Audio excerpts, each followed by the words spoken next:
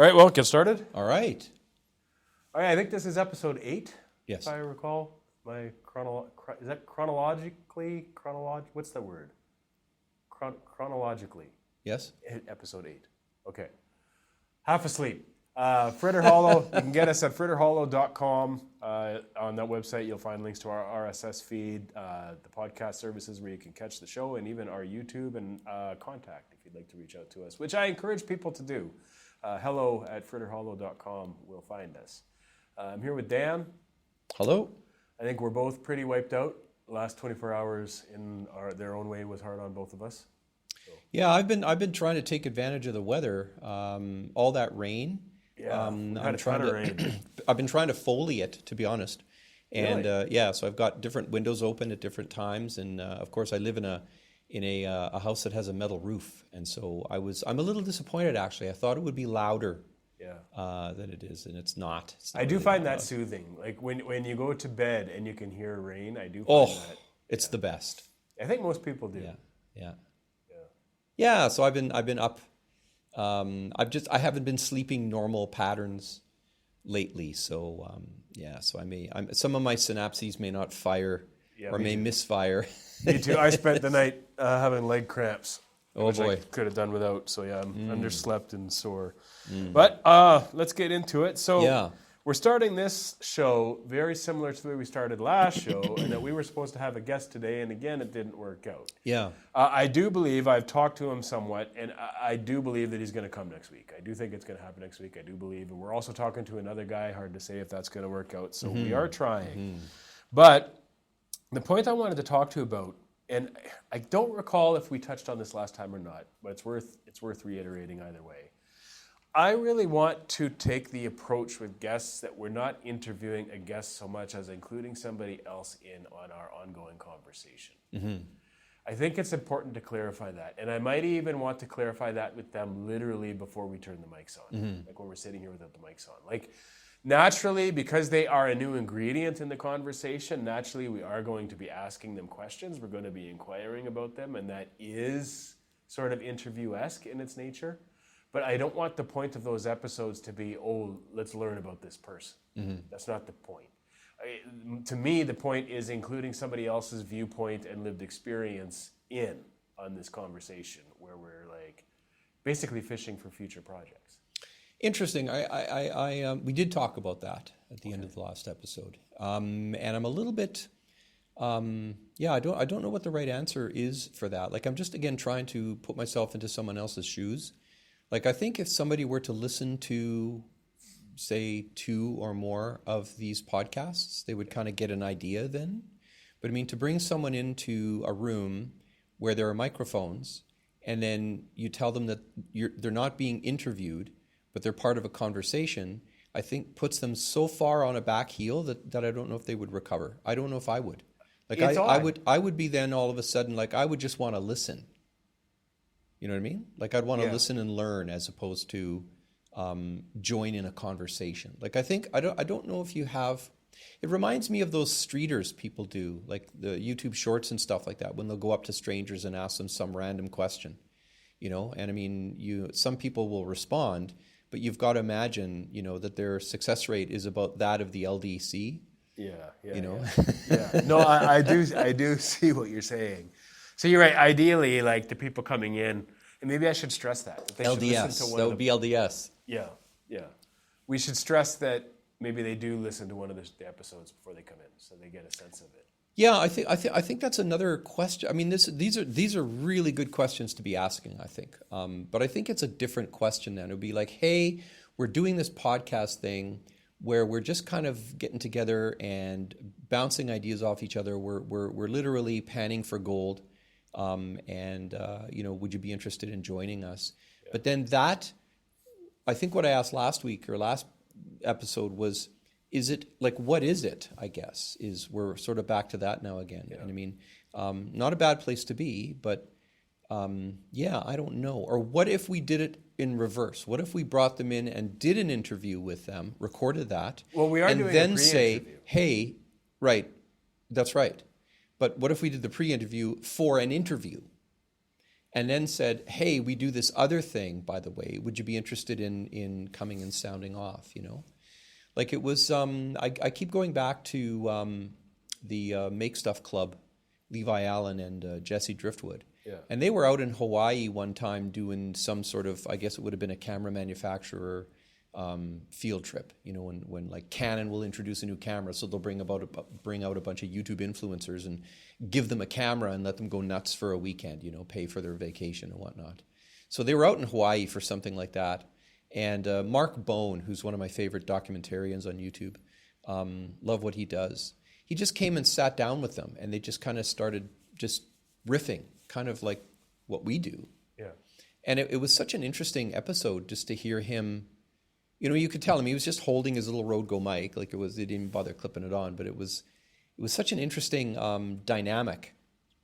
But they knew each other previously, right? They'd met before. Yeah, I don't know. I don't know. I mean, half of me thinks this would be an interesting experiment to just try it and see what happens. But then the other half of me thinks, yeah, it's probably not going to work. Which, bringing people in to join the conversation? Well, bringing people in without any without any kind of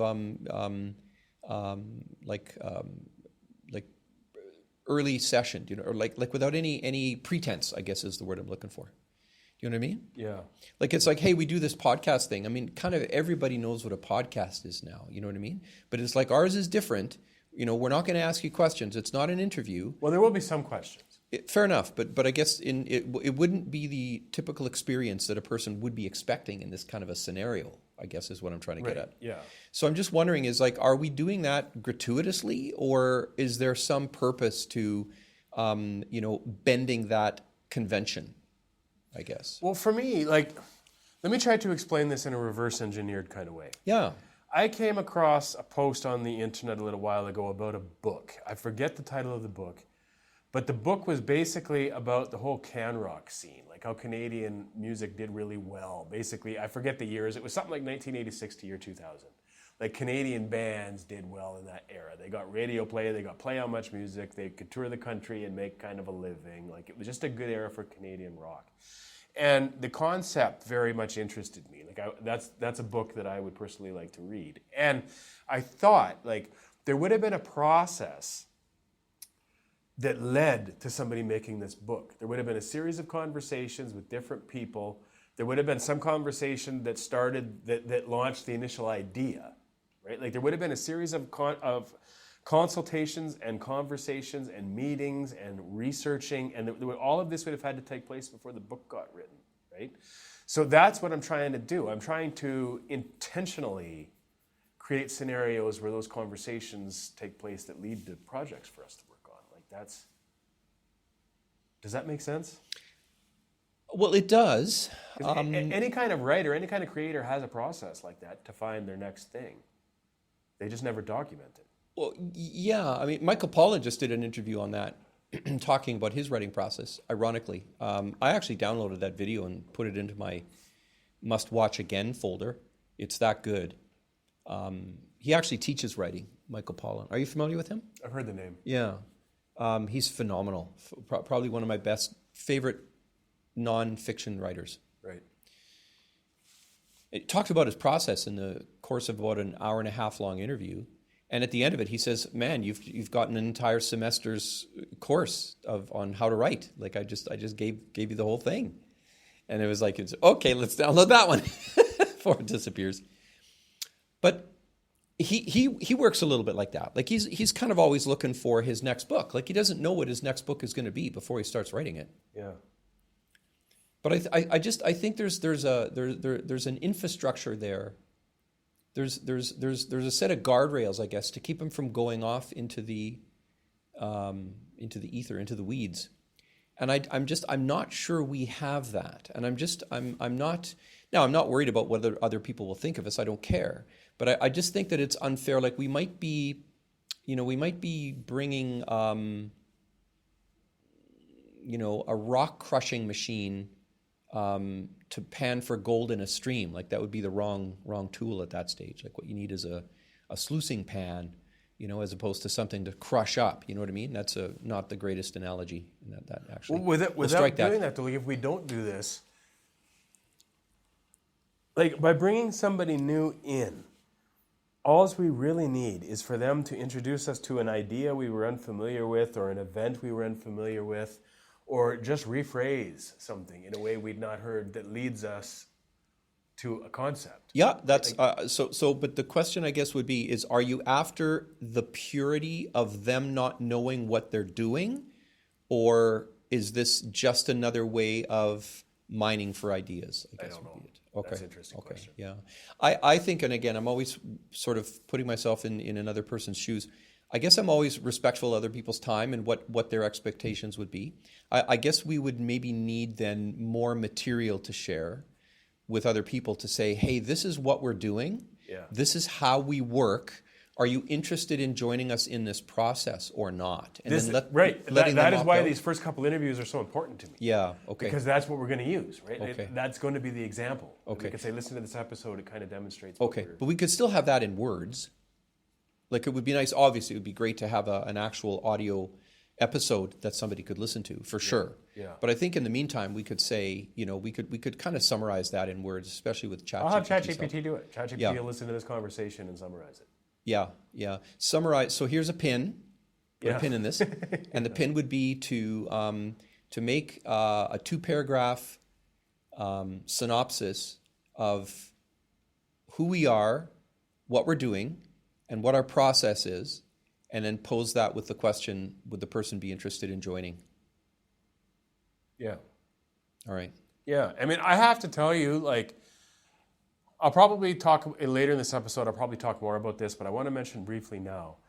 I am really enjoying the work on the podcast that I'm working on. It's going to come out next year, that me and you are working on together. Every day I work on this, and I cap the amount of time. I work on it from, say, 30 to 60 minutes. On that's the days great. I work onto it. Probably about half the days of the week. Yeah. I feel a sense of fulfillment after that. Like that I get from nothing else. So I know for me personally, I'm on the right track with this, with wanting to do more stories and work on more. But it's bigger than that. Like,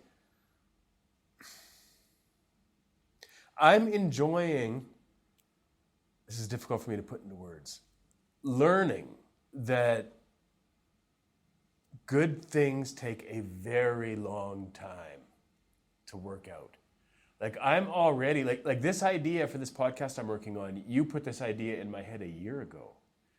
And it took 6 months of just thinking about it to get moving on it. And now it's been like several months I've been working on this. And I have like 2.5 chapters of a rough draft done and a bunch of outlines. Like, I'm nowhere near ready to release anything, but I can see the ideas coming together. I can see the thing take shape. And it's just amazing. I'm getting addicted to that long-term project feel. Does that the process? The process. Yeah. Like, and it's like, yeah, it's very good for my sense of purpose, and I just want more of it. Like, when this project's done, I want something else to work on. Like, this is kind of sort of what I was chasing when I was younger, like with songs and stuff that I was just never able to flesh out. And even that, like, my songwriting is going better than ever because I'm learning that it's a very, very long-term process. Like, this song that you and I are going to record tomorrow of mine, like, it took me probably 2 months to get all those, like, lead licks and stuff like the way I wanted them. Like, it's just a really grueling process, but it pays off. And you know what? Like, honestly, weight loss taught me this too. Like, it is a long-term game. It is being loyal to the process over a long term. And you have moments, man, like, where you can't even see the goal anymore. You're like, did I just make a giant mistake? What am I even doing? Like, you have real panic moments where you have to just trust the process and remain loyal to what you were doing, and your head will clear out again. Like, does this make sense? Does the stuff I'm saying even make sense? Yeah, 100%. Okay, good. Yeah, it feels like a jumbled mess in my brain sometimes. Well, often oftentimes we're looking for someone to give us permission to do something. And very often we have to give ourselves permission to do something, whether it's to write a story, write a podcast like what you're doing now, or learn to play an instrument. And the question comes up is, well, why am I doing this? Like, what's the purpose of it, right? And I mean, unless you can firmly entrench yourself in the ideology that the thing is the purpose is the thing, like that's it, there is no other thing, then it becomes difficult. But I mean, we're trained from an early age, whether you had a paper route or a part-time job at McDonald's, whatever it happened to be, that you needed to make money, you needed to be able to support yourself, and the idea of pursuing dreams or pursuing long-term projects, like that was just for the crazies.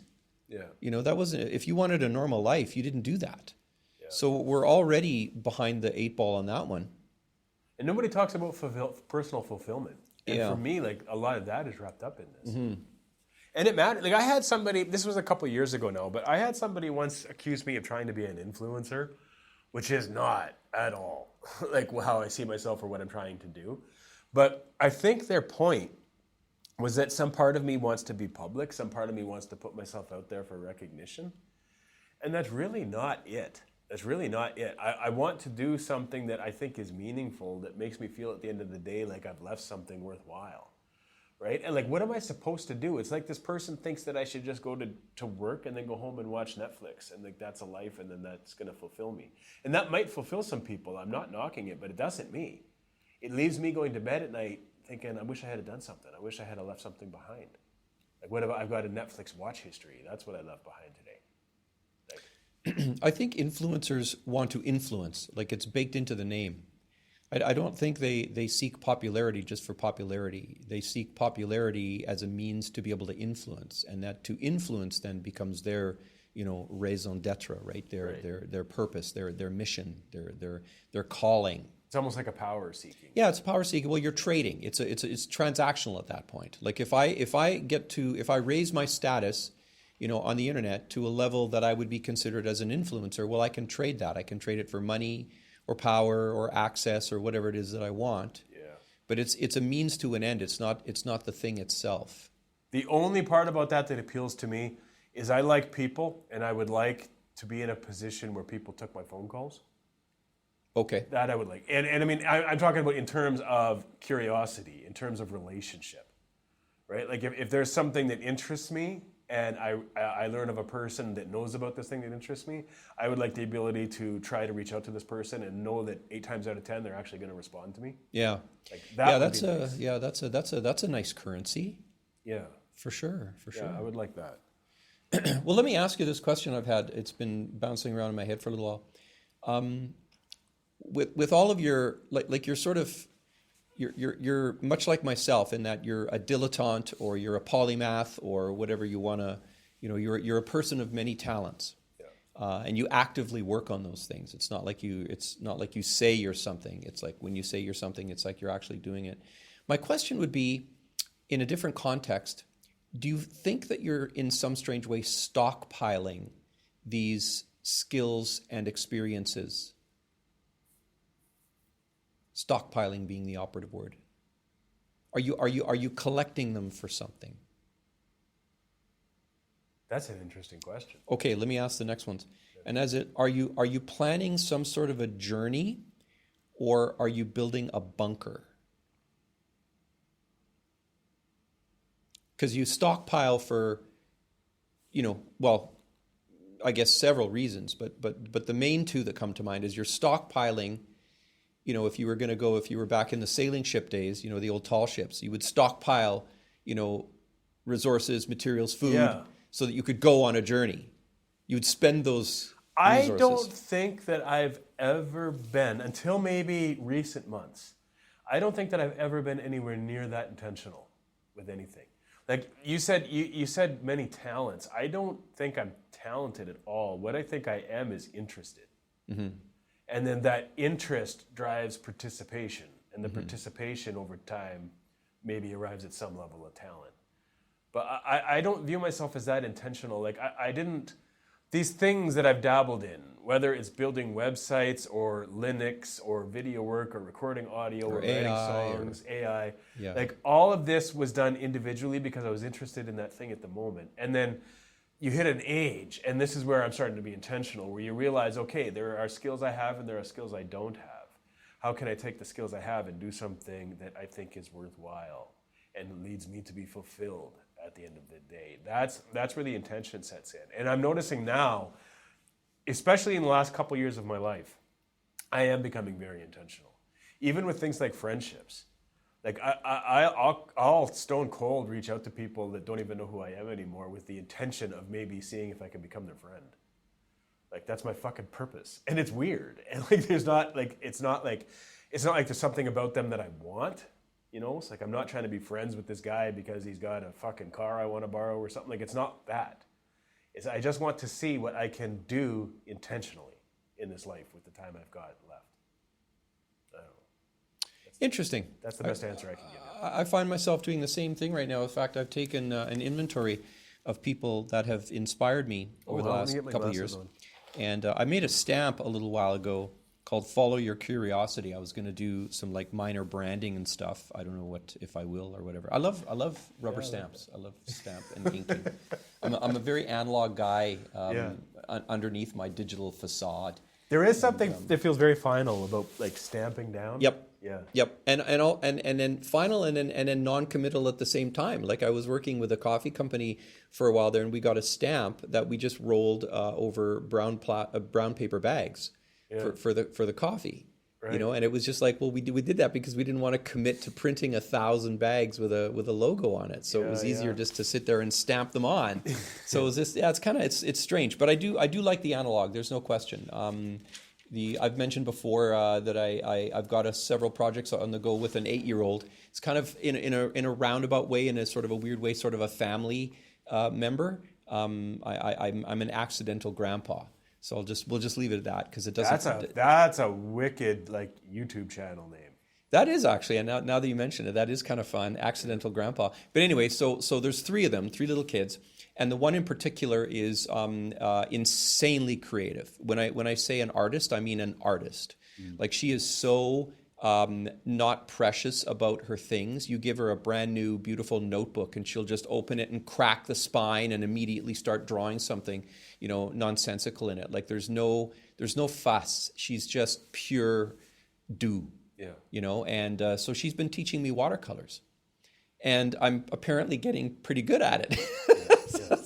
So there's that. You know, when you talk about something that you do that gives you great pleasure. I'm not going to become a watercolor artist. Well, there's no way. But actually, I need to interrupt there just to clarify one thing. Please. There's a difference between fulfillment and pleasure.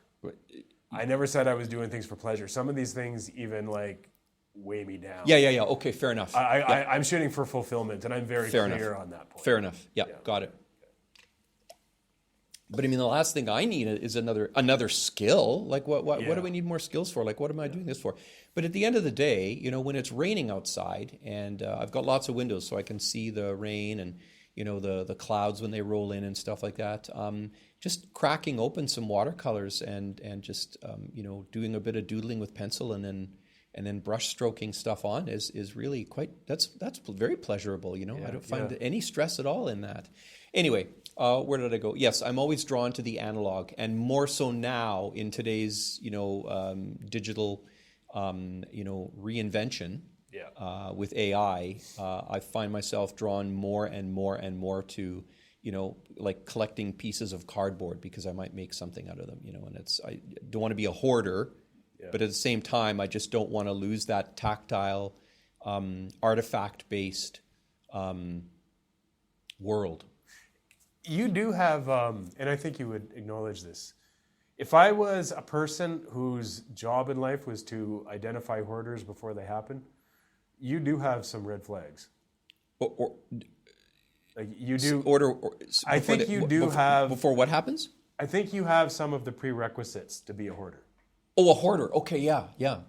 I wouldn't be surprised. I mean, I've been repulsed by it my whole life. You know, I've met a couple of hoarders and known one, you know, for quite a number of years. And that, though, they say we either love or hate in people what we see in ourselves. Yeah, maybe. I've always been very careful, you know, not to be that. Let's put it this way. If somebody were to want to get rid of my hoard of cardboard, it's a pretty easy thing. Yeah. So, because it's all organized and it's just like, here's the one box that has all the cardboard in it, just toss it, right? Like it's, you know, and I wouldn't cry over it. But I mean, it's just one of those things where I think, again, it just stretches out into the possibility of the thing, not necessarily the thing itself. Yeah, I think I kind of get, and it is. Yeah. Like you like things, you like to know how things work, and then you get to a point where you like, and I've seen this in you. You enjoy the memory that comes along with those things. I do enjoy memories, only recently though. But I enjoy figuring the thing out. Like I thought my MO has always been to learn. Yeah.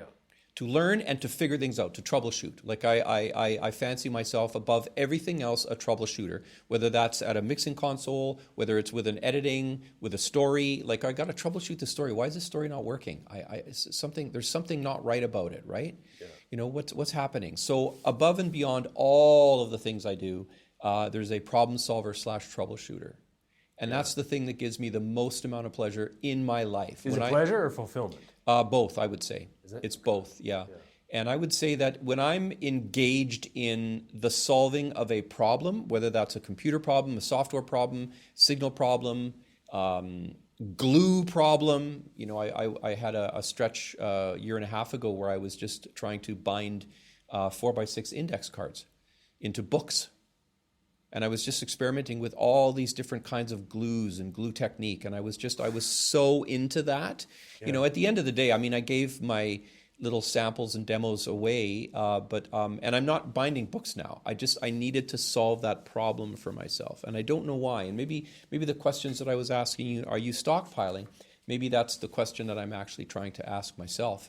Yeah. You know, into a mirror or something like that. And I don't know the answer to that. But going back to something you said just a little bit earlier, and that is you're trying to figure out which of the skills you have that you enjoy or that you need or that you... How they can work together. How they can work together. How I can combine them to bring me to a fulfillment. So I didn't want to interrupt you because I didn't want to interrupt that thought, but I'm glad we were able to go back to it now because that is exactly where I am and what this all is. And, you know, I just like it's such a graphical analog working out of this question, you know, and mostly with words. I'm mostly journaling and trying to write it out in long form in paragraphs. But I want to realize a place in my life where all of those interests, all of those curiosities that I followed weren't just to waste time, that there was some larger purpose to it. Yeah. So I guess what I'm trying to say then is that I'm trying to go back and take inventory of all of the skills and experiences and curiosities that I have. Mm-hmm. And much like what you're doing now is naming and claiming them, you know, sorting them, putting them in some sort of an order so that they will hopefully point me in some sort of a direction. Like, oh, with that unique skill set or talent stack or whatever you want to call it, you could be doing this. Yeah. And then that's my next voyage. Yeah, no, that makes sense to me. Yeah. I do think, though, it's important that we do That took a long time to work out, but I'm so glad I did it. Like, you said something that caught me when you were talking about the little girl you live with that does the art. You said at some point in there you called her a doer. You said she just does things. Yeah. That's the important piece. Oh, yeah. Is the doers, right? Like, and I've really come to learn that, like, we'll take songwriters just as an example. Yeah. You can study lyric writing and write poems and study music theory and practice your guitar. Yeah. If you're not actually writing songs, you're not a songwriter. That's right. If you know almost fucking nothing about all of those things, but you actually sit with a guitar, pluck out something and put it to lyrics and repeat it and say this is a song, you're a songwriter. That's right. The world belongs to the doers. That's right. And you can be the worst songwriter and you can have no pitch and you can be really crappy at your instrument. But if you're writing song after song after song, you are a songwriter. Yeah, and I'm kind of counting on that. It's just for the record, for having no ability to sing and no pitch. Oh, I see. Okay. Yeah. Okay. But I do think it's true. Yeah. All right. Yeah. You also brought up, and this actually segues perfectly into something I want to talk about that happened yesterday. You talked about your love for all things analog. Mm-hmm. Yesterday afternoon, we went to a celebration of life for one of Krista's relatives. Mm. And as they commonly do at these things, there was like a slideshow that just kind of played on the wall, like as the event went. The event was a couple hours long, and the slideshow was just kind of like constantly on in the background. And this guy was, the guy that died was more or less my age. He was a couple years older, but more or less my age. And a lot of the photos they had were photos that were clearly from like the 70s, 80s, and 90s, in my estimation. There was some modern ones too, but a lot of them were older. And I was really struck by, when I looked at these photos, I did not know this guy. I only met him once, and that was like 10 years ago. I did not know him. But as I see these older photos, I felt like I was there, because I recognized the world and I recognized the texture of the photos. It was a number of things that came together. It was the design on the couches. It was the way the carpeting looked in the 80s. It was the clothes and the hairstyle. But it was also the way the photos looked, like that grainy look that came on the photos. And they all have kind of like the same color tint to them. Like, you know what I mean? And there is a magic to that. Like, it made me feel like I was there. I remember the era. I remember like... It was just really, really powerful. And then the contrast to when they showed these modern photos that had like, better DPI and higher resolution and all that, they were almost dead. Like those photos, like they brought up almost nothing in me. It was like, okay, I see this guy and he's with his kids and this is very nice, like, but it didn't like stir anything in me.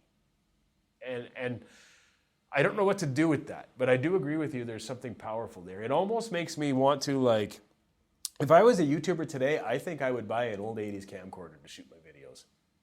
I follow someone on YouTube that does that. CQ Lucius is her name. Yeah, that's smart. Yeah. She uses, she's got a whole collection of them, like probably 20 or 30 of them.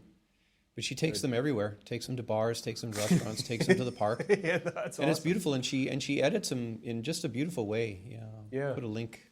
Yeah, I don't think, like, maybe I'm wrong, but I don't think my kid is going to grow up with that exact same experience. Because because we were idiots 15 years ago when she was born, I have 20,000 photos of the first 5 years of her life. Yeah. And nobody can ever get to that, for number one. Yeah. But they're just not special. Like, it's a mix of the quality is too high that it's almost dead. There's too many of them. Yeah. It's not special. Like, scarcity creates value. Yeah. And like with everybody having the ability to shoot 1,000 photos in their pocket, like that's not scarcity. It's the opposite. Like, it's saturation and nobody cares about the thing anymore. Yeah. It's like, I don't know if photos are even going to be valuable to the kids today when they get older. That's a very good question. I don't know. Yeah. I don't think they will be. So I know that I've sourced out some I'm in love with the 4x6 format, by the way. So Japanese postcard, sometimes called. And I have 4x6 index cards. I buy them by the gross. Yeah. You don't like vertical video. That's odd. Well, no. Well, yeah, but I also do this too. Like, I can pop it into the typewriter in any way. Yeah, either way. Yeah. They also work on my printer as, like, I can put it in the main tray and run 4x6 cards out of it, which is excellent. But I'm also I bought 2 or 3 years back now. I bought a Canon Selfie 1500. It's a dye sublimation printer. I've always wanted a dye sublimation printer. Right. It's just a much better way of making photographs. And but if you buy a big one, they're really, really expensive. Essentially, if you go to a lab, that's a dye sublimation process that they use. Right. So I've got a little wee one now, and it didn't cost a lot. By the time you buy the kit for the extra paper and the cartridges, put it in, it works out to about 50 cents a print.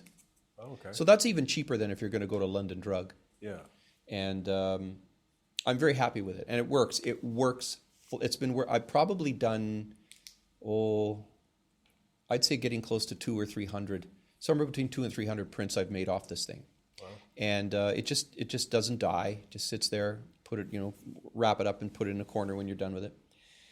Where I'm going with this is I've just sourced a couple of 4x6 photo albums through Amazon. And so those will be coming pretty soon. And I want to start going through my snapshots, I call them. So I was a professional photographer for a number of years. And so I've got a space on my NAS drive, my NAS server, that has my professional work on it. And there's probably 300,000 or 350,000 photos. Wow. I wore out 2 cameras in that process. I used to do somewhere between 200 and 500 frames per session. And I photographed 1,200 performers, many of them multiple times. So let's call it 2,000 sessions. over the course of the 11 years that I ran a studio. Yeah. So I've got a lot of photographs. Now, most of them would be garbage. They're all in RAW, so you've got to use a special program then to even look at them, and then you've got to render them out to JPEG or PNG or whatever. But I look at them now, and each photograph was a step up the ladder to the one that we kept. Yeah. So they have a meaning to me. They're also nostalgic. I mean, I remember I go through those photographs, and it's like I'm back in that session on that day. Yeah. Like it's just it's a real special thing. But I've decided now that I want to, as a sort of a companion piece to my memoir book, I want to do a photo book. Like I want to collect images, assemble them in a first iteration of like a 4x6 album, and then eventually publish that into a book. That's a good idea. Yeah, I've been experimenting with zines, making zines. Yeah. And the 8-year-old is in on that. And we're really trying to make stuff. And then when she goes home, then I am by myself, and I am like immediately, it's the same skill set, but I switch over to the work that I'm doing on my own stuff. Makes me think of coffee table books. Yeah, coffee table books. Yeah. Yeah. We've kind of abandoned those. Everybody's got a phone in their pocket. And they just Well, when I did my CD, I printed 100 CDs. I've given away, I'm not selling them, I've given away maybe 25 or 30. Right. So I've got about 70 left. And I thought, that's about the right number. Like I'll do, when I do the memoir, I'll print up nice hardcover books. Yeah. I'll do 100, pay for them, and then maybe do this little coffee table book or little book of photos. Yeah. I might do it in a 4x6 format, I don't know yet. And these will be like some of the photos from my life, and they'll be in there. And not trying to start a trend. I'm just doing this because I have something inside me needs me to do that. Well, that's the kind of thing that could start a trend, though. Yeah. Just having it inside you that you're trying to get out, you could start a trend. I wish some of that would come back. Like I notice, speaking about coffee table books, I've noticed that the reason those don't go over very well anymore is everybody busts out their phone. And how I noticed that is I bought I think it was Time, it could have been People. One of those magazines did a whole magazine on Prince last year, and I bought it. Oh, that would be a nice keepsake. Yeah, and I've left it just in my living room. Yeah. Nobody, including myself, ever picks it up. Mm-hmm. And I kind of noticed that everybody, when they sit down, even me, the first thing I'll do is check my phone, even if I just checked my phone in the kitchen a minute earlier. Yeah. And then one day, so noticing that about myself, one day I intentionally picked up the magazine and started flipping through it, and it's amazing. Yeah. Like the writing is great, the stories are great, the feel of it was excellent. Like it was a $20 magazine for a reason. Like they used quality paper. Like it's an amazing thing. Yeah. And we just ignore it. And then like when we went to the jazz club a couple of weeks ago, they have some art on the walls as you walk in. Yeah. Nobody gave a shit. Nobody even looks over that way. Yeah. It's like I kind of intentionally spent some time looking at that art. Yeah. And then I was like, well, I should take a picture of this. And I'm like, no, why would I take a picture? Just look at it. I'm here. Yeah. So I just looked at it instead. Yeah. Like there is so much good art out there and good information out there that we're ignoring just because it's not on our phones. Yeah, that's very, very powerful. And then when it does come on our phones, we want it quick.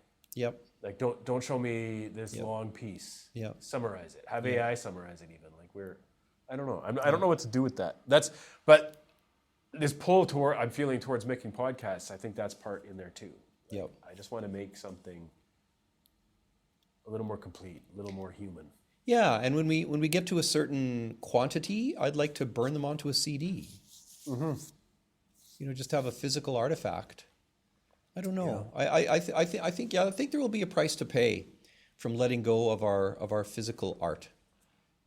Everything becomes. I mean, if you would have followed the trends 10 years ago, we would have all been wearing VR headsets now. We wouldn't be in the same room. You remember Google Glass? I do. I've got one. Do you? Yeah. Oh wow, that's interesting. I'd like to see that. Yeah. Well, it's just cardboard. Cardboard with 2 lenses in it. You put your phone inside of it and then put it up to your head. Oh, those. Okay, yeah. I've seen those. Yeah. Google actually was going to make glasses at one time. Oh, the glasses.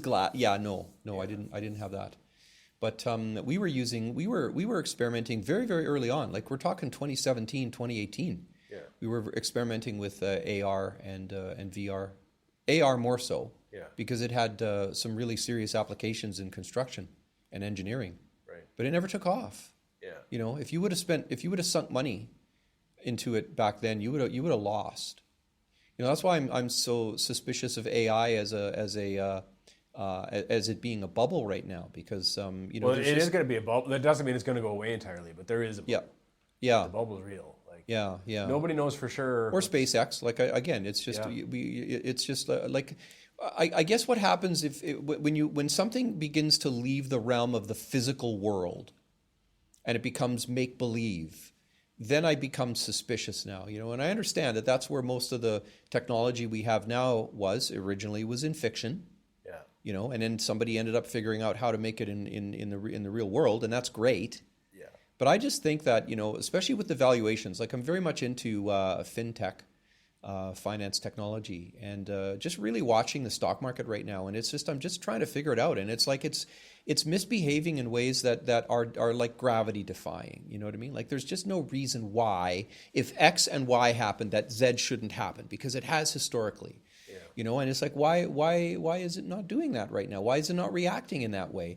But so much of what we've done now is based on, much like fiat currency, it's based on an agreement. Mm-hmm. You know, we've all agreed now that, you know, NVIDIA and SpaceX are worth these trillions of dollars, even though, you know, the P&L sheets don't, you know, they would have to make and sell their product for 100 years to generate that kind of a market cap justification. Yeah. That stuff scares me, because it's terrifying. And I think that a lot of it is the larger players manipulating the smaller players. Agreed. And then, but what you end up having in the wake of that, when it all comes crashing down, is you have the bailouts. Yeah. The too big to fails and the too big to jails. And then you end up where the average person now can't afford to go out and buy a jug of milk, because it's you know, $28 now instead of, you know, like we're going to pay the price for their party. Yep. And there's nothing we can do about that. And meanwhile, all of those big corporations that are receiving the bailouts and all the politicians that are giving it to them are convincing the middle class that the poor are the problem. Yeah. It's infuriating. Yeah. It makes me crazy. Yeah. So insulation is kind of one of my fascinations at the moment. Like, how can you insulate yourself from culture or finance or war? Like, how do you insulate yourself, right? Yeah. Like I very often, you know, I'll sit there and think, what if I was living in Iran right now, or if I was living in Gaza, if I was living in Israel, if I was living in Lebanon, like what would I be doing right now to protect myself from all those bombs falling? Like what's happening? You know, would I have left by now? You know, would I still hang on? I've got this beautiful, I mentioned this to you, I've got a folder on my NAS drive that's got all of these collected images from the internet. I call it from the internets, or from the interwebs, I call it. And I've got one photograph of an elderly man in an apartment. He's sitting on his bed, and a bomb had just gone off. I guess blown out the outside wall or whatever the case is. So there's just rubble and dust and everything like that. But he's made a small space on his bed, and his headboard's all blown to smithereens or whatever. But he's sitting in his bed, and you could tell that it was a beautiful room before the damage. He's got a turntable that he's dusted off, and he's listening to a record. Oh wow, that is powerful. While sitting on his bed, while now having like the outside wall of his apartment is just wide open. You know, that's a survivor though. He adapted to his circumstances in the moment. Yeah. But I mean, I worry about our supply chains. I worry about the food, you know, that we're buying right now, and how manipulated that is. And there's so many factors now that are outside of our control. Yeah. You know, and that it becomes, you know, it's like, oh, just go live off the grid. And it's like, well, okay. I mean, what does that even mean now? You know what I mean? Like a lot of those places down in the States, the security is now the number one issue. You go set yourself up, live off the grid somewhere, and then you've got marauders coming through and, you know, doing all kinds of unspeakable things. So, I mean, I don't know. The Mosquito Coast. Do you remember that movie? Yeah. Great movie. Yeah, I don't remember specifically what it was about. I remember Harrison Ford was in it. Yeah.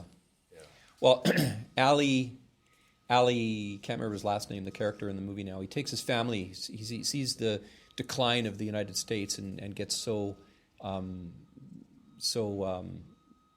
disparaged over it that he ends up taking his family and they take a small boat up the Amazon, and they find a space along one of the shores a ways upriver, and he just starts again. He lives off grid. Yeah, it's interesting. And then some bad people find him, and they have to fight them off, and I won't spoil from there. But I mean, I wonder then, right? And one of the reasons why I think I'm so stuck at the moment, aside from what I said earlier, is just the fact that I'm just having trouble deciding: am I planning a journey or am I building a bunker? You know, what am I writing my memoir for?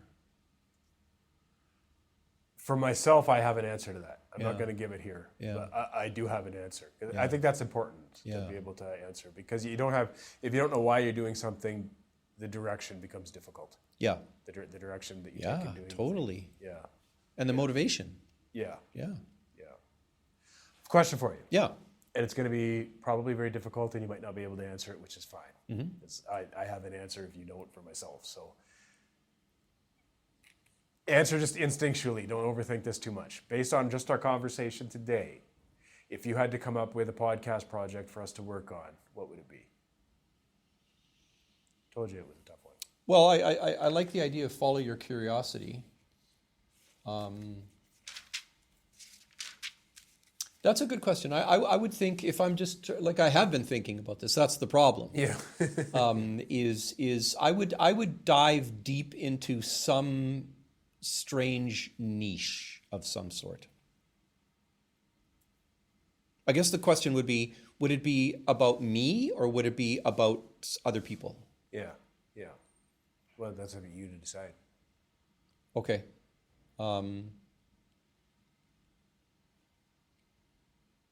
I think it's interesting that you said something. How to would be the backbone of what I would do. That's interesting. I'll tell you where I got stuck in this conversation today was when you talked about you were talking about glue, and then you kind of segued into making books. Yeah.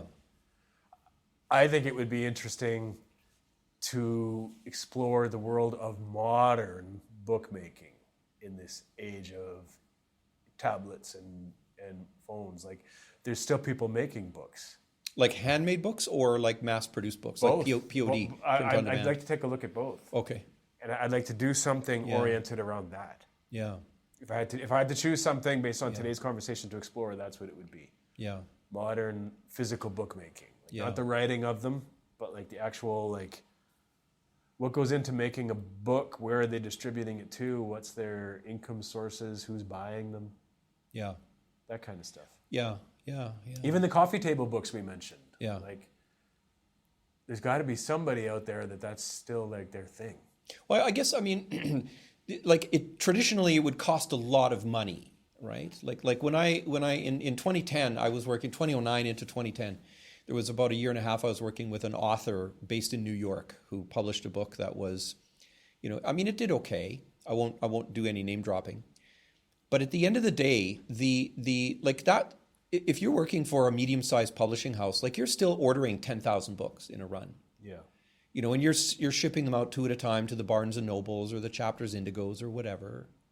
And you're selling some of them obviously through websites and different things like that. But it's a very pricey thing. I mean, if you're looking at $30 to produce a hardcover book, and you're doing 10,000 books, I mean, do the math. Yeah.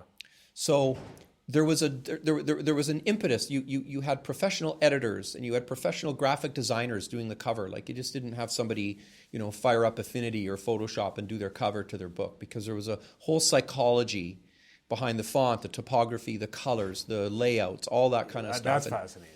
Yeah. And you had those people, and then you had the bookmaking process. It had to be a decent book, a decent quality book that didn't fall apart, that the spine didn't break the first time you opened it. Yeah.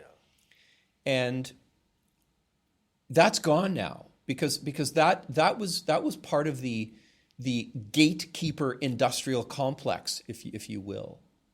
You know, the same thing is in the recording industry, in the music industry, right? You had to, when you got a record label deal, you know, you went then and worked with a professional recording studio. You went with a professional producer and a professional engineer, and, you know, mixing and mastering people. You didn't do it yourself.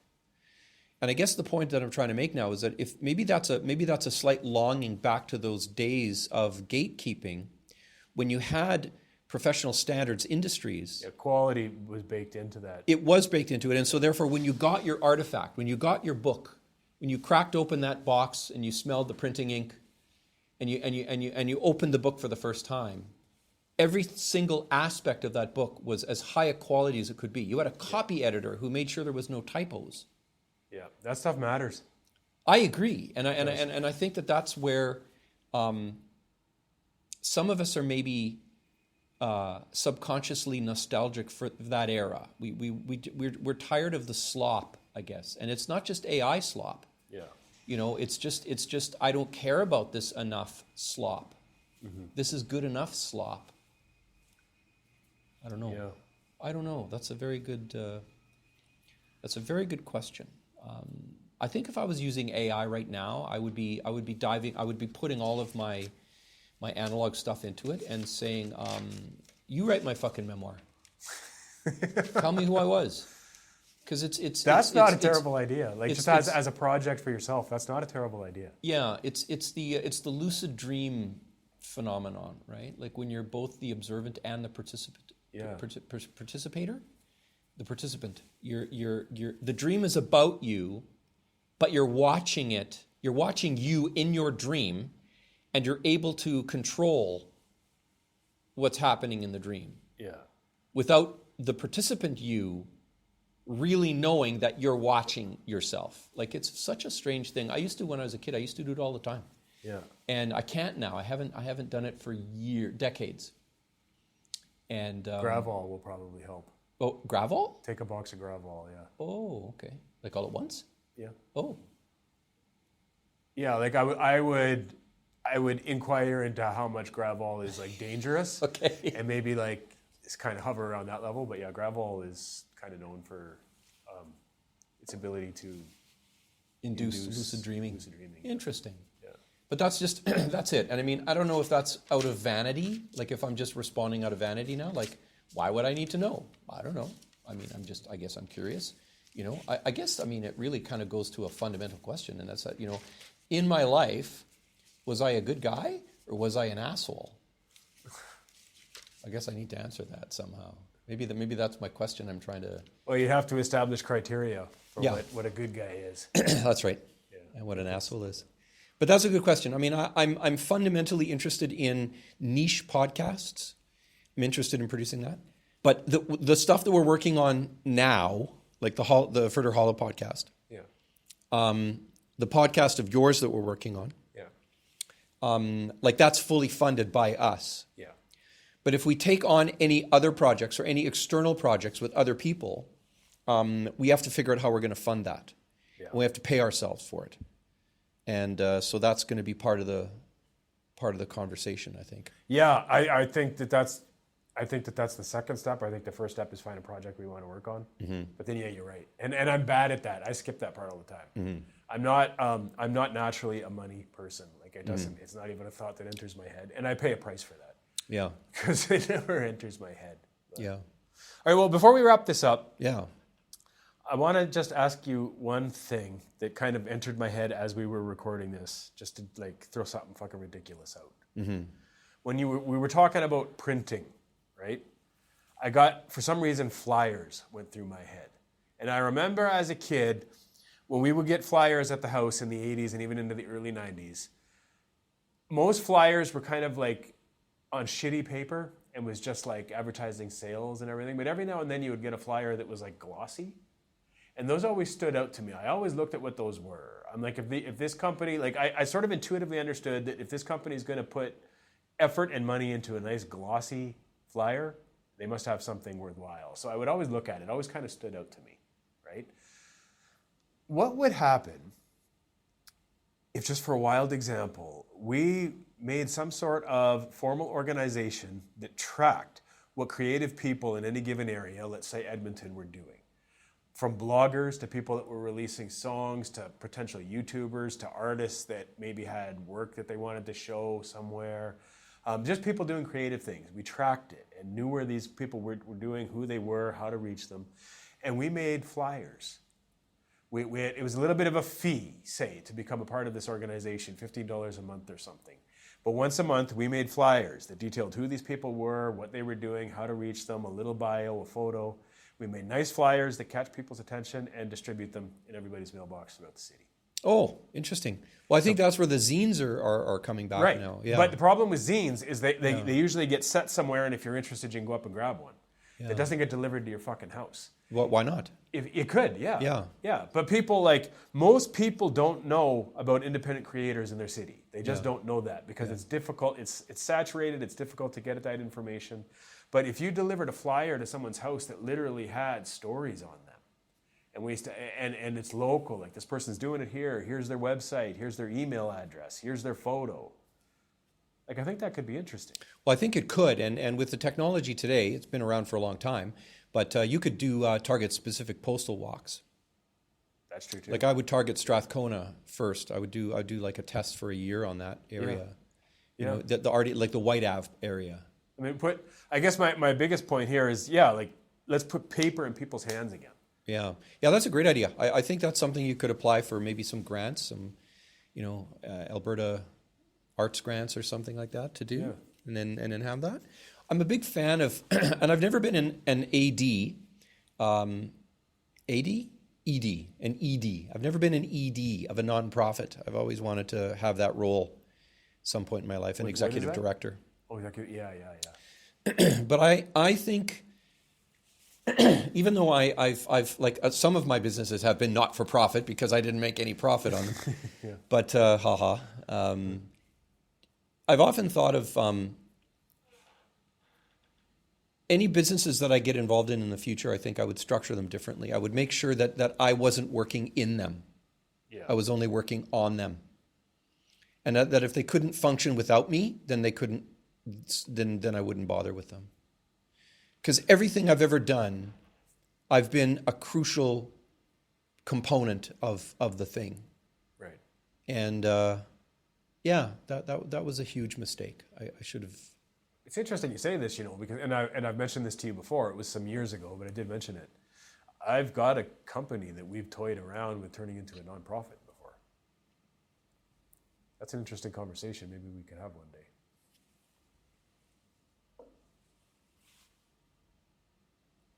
He's nodding. For anybody listening, he's nodding, but not saying much. Very good. Yeah. All right, well, let's wrap this up. And hopefully next week we have a guest to talk to. Yes. So I don't know. I think this is productive. At least I don't want to go on the book thing.